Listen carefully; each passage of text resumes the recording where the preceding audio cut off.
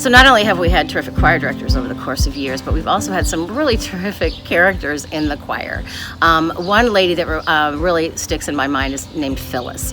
Phyllis was probably the diva of an earlier era, but when I arrived, she passed the torch, with grace. But Phyllis was a retired librarian, and everything in its place was very important to Phyllis. Phyllis didn't like mess. And so Phyllis got very upset every time the wooden door between the choir loft, and the place where the pastor stands was not quite shut all the way. So many times actually during those days we would process during the first hymn. So we would walk down the aisle and we would come, around the steps and into the choir loft, and then the door would sort of shut behind us halfway, and it drove Phyllis crazy. Everyone knew that after the first hymn was over and everyone was in the loft, Phyllis was gonna lean forward and shut the door.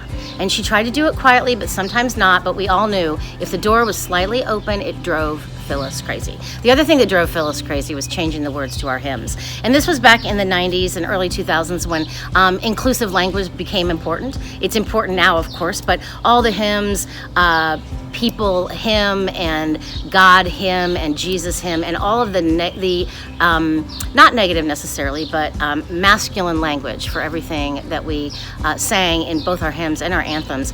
We started to make some changes because we felt inclusive language is important.